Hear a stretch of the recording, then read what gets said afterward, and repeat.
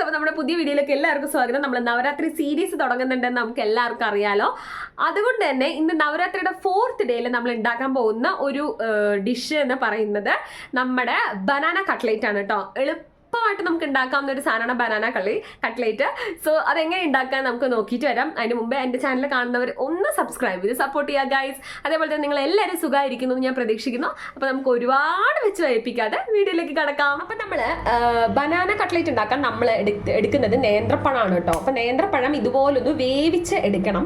അപ്പോൾ അതാണ് ഞാൻ ഒരു നേന്ത്രപ്പഴം ഇട്ടുള്ളൂ. ബിക്കോസ് നിങ്ങൾക്ക് എല്ലാവർക്കും അറിയാവുന്ന പോലെ തന്നെ നമ്മളിവിടെ 2 പേരേ ഉള്ളൂ ഇതൊക്കെ കഴിക്കുന്ന ആൾക്കാർ. സോ അതുകൊണ്ട് നമ്മൾ വളരെ കുറച്ച് ക്വാണ്ടിറ്റിയിലേ ഉണ്ടാക്കുന്നുള്ളൂ. ഞാൻ ഒരു നേന്ത്രപ്പഴം എടുത്തിട്ടുള്ളൂ കേട്ടോ. അപ്പോൾ നേന്ത്രപ്പഴം എടുത്ത് നമ്മൾ നന്നായിട്ടൊന്ന് ബോയിൽ ചെയ്ത് വെക്കുക. അപ്പോൾ ഇതൊക്കെയാണ് ഇതിൻ്റെ മെയിൻ ഇൻഗ്രീഡിയൻസ്. അതായത് വേവിച്ച് വെച്ച പഴം, അതുപോലെ അണ്ടിപ്പരിപ്പും മുന്തിരിയും കൂടെ ഞാൻ നെയ്യിൽ വാട്ടിയെടുത്തിട്ടുണ്ട്.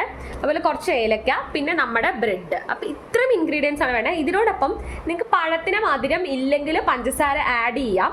അതല്ല പഴം നല്ല മധുരമുള്ള പഴം ആണെന്നുണ്ടെങ്കിൽ പഞ്ചസാര ആഡ് ചെയ്യണ്ട. ഞാൻ എന്തായാലും കുറച്ച് പഞ്ചസാര ആഡ് ചെയ്യുന്നുണ്ട് കേട്ടോ. അപ്പോൾ ഗൈസ് നമ്മൾ ചെയ്തിരിക്കുന്ന നെക്സ്റ്റ് സ്റ്റെപ്പ് എന്ന് പറഞ്ഞാൽ ബ്രെഡും ഏലക്കയും കൂടെ ഒന്ന് പൊടിച്ചിട്ട് കൊണ്ടുവന്നു കേട്ടോ. അതായത് ഓവറായിട്ട് ഇങ്ങനെ പൊടിഞ്ഞ് അങ്ങനെ ആവണ്ട, ജസ്റ്റ് ഒന്ന് ക്രഷ് ചെയ്ത് കൊണ്ടുവന്നിട്ടുണ്ട് കേട്ടോ.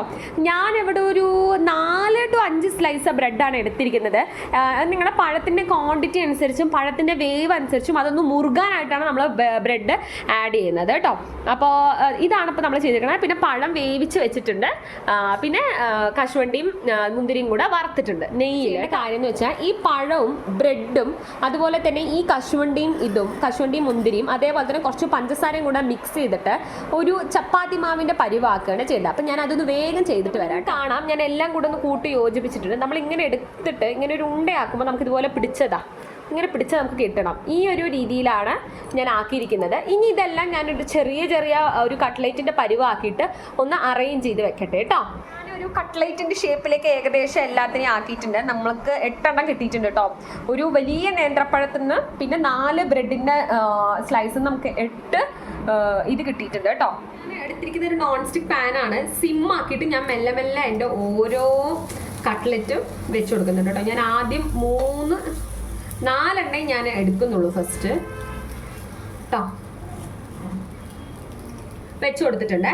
എന്നിട്ട് നമ്മൾ ഇതിലേക്ക് കുറേശ്ശെ നെയ്യ് തേച്ച് കൊടുക്കുക. കേട്ടോ. ഇതിൻ്റെ മേലേക്ക് നെയ്യ് തേച്ച് കൊടുക്കാം.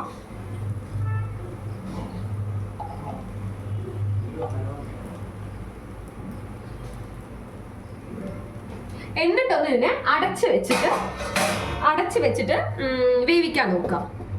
എന്നിട്ട് ജസ്റ്റ് ഒന്ന് ഇത് പൊക്കിയിട്ട് ഈ നെയ്യുള്ള ഭാഗം ഒന്ന് കൃത്യമായിട്ട് വരാൻ വേണ്ടി ഒന്ന് തിരിച്ചിട്ട് കൊടുക്കുക കേട്ടോ. ഒന്ന് തിരിച്ചിട്ട് കൊടുക്കാം.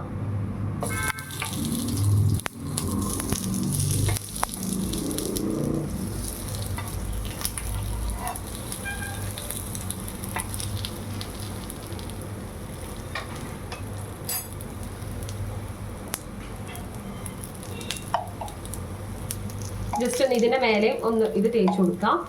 നല്ല ടേസ്റ്റാണ് കേട്ടോ ഈ സാധനം. കാരണം ഇത് ഓൾറെഡി വെന്തതായത് ഒരുപാട് വേവിച്ചെടുക്കൊന്നും വേണ്ട. നമുക്ക് ഓരോന്നോരോന്ന് നമുക്ക് ഇനി തിരിച്ചിട്ട് കൊടുക്കാം.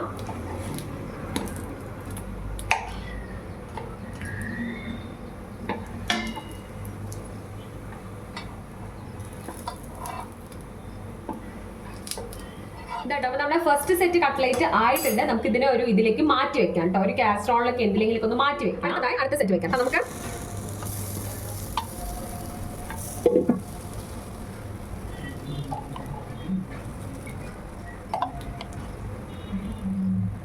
ഇതൊന്നിങ്ങനെ നെയ്യ് തടവി കൊടുക്കാം. നിങ്ങൾക്ക് നെയ്യ് ഇഷ്ടമില്ലാത്തവരാണെങ്കിൽ എണ്ണ എടുത്താലും കുഴപ്പമൊന്നുമില്ല കേട്ടോ.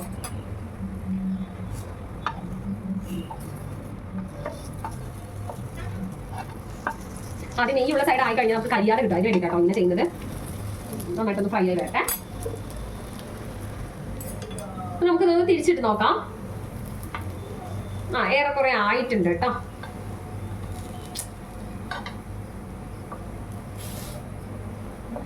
ഇതൊക്കെ ആയിട്ടുണ്ട് നല്ലോണം. ഇതൊന്ന് നടുക്കിലേക്ക് നീക്കി കൊടുക്കാം. ഇത് 2 എണ്ണം. അപ്പൊ ഇതൊന്ന് അടുത്ത സൈഡിലേക്ക് തിരിച്ചിട്ട് നോക്കാം ആയോന്ന്.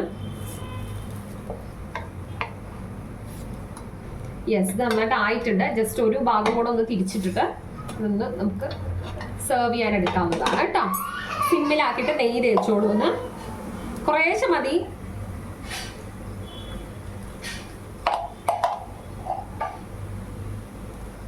അപ്പൊ നമ്മളുടെ ഒരു എന്താ നമ്മൾ പേരിട്ടത് എന്താന്ന് വെച്ചാൽ കട്ട്ലേറ്റ് എന്നാണ്. കട്ട്ലേറ്റ് റെഡി ആയിട്ടുണ്ട് ഗൈസ്. അപ്പൊ കഴിക്കാനും നല്ല ടേസ്റ്റ് ആണ്, കുട്ടികൾക്ക് ഹെൽത്തിയും ആണ്. ഒരു സ്നാക്കായിട്ട് നമുക്കിത് കൊടുക്കാവുന്നതാണ്. നല്ല ടേസ്റ്റ് ഉള്ളൊരു സ്നാക്കാണ് ഗൈസ്. നിങ്ങൾ എല്ലാവരും വീട്ടിലൊന്ന് ട്രൈ ചെയ്ത് നോക്കണം, നല്ല ടേസ്റ്റ് ആണ് ഗൈസ്. അപ്പോൾ ഇത്രേ ഉള്ളൂ കേട്ടോ. ഹായ് ഗൈസ്, അപ്പോൾ നിങ്ങൾ കണ്ടല്ലോ അപ്പോൾ എത്ര ഈസി ആയിട്ടാണ് നമുക്ക് ഉണ്ടാക്കി എടുക്കാൻ പറ്റുന്നത് എന്നുള്ളത്. എന്താണെന്ന് വെച്ചാൽ ഇതൊരു നവരാത്രി നിവേദ്യത്തെക്കാളും ഉപരി ഇതൊരു ഹെൽത്തി ഫുഡാണ് കേട്ടോ. കുട്ടികളൊക്കെ സ്കൂൾ വിട്ട് വിശന്ന് ഓടി വരുന്ന സമയത്ത് നമുക്ക് പെട്ടെന്ന് നമ്മുടെ വീട്ടിലുള്ള വിഭവങ്ങൾ വെച്ച് ഉണ്ടാക്കി എടുക്കാൻ പറ്റുന്നതാണ്. സ്കൂൾ കുട്ടികളൊക്കെ ഉള്ള വീട്ടിൽ ബ്രെഡ് നേന്ത്രപ്പഴമൊക്കെ മിക്ക വീടുകളിലും ഉണ്ടാവുന്നതാണ്. നേന്ത്രപ്പഴമാണ് ഗൈസ് ഇതിനെ നിങ്ങൾ യൂസ് ചെയ്യേണ്ടത് കേട്ടോ. അപ്പോൾ ഞങ്ങളിപ്പോൾ കുറച്ച് കഴിച്ചോണ്ടിരിക്കുകയാണ് ഗൈസ്.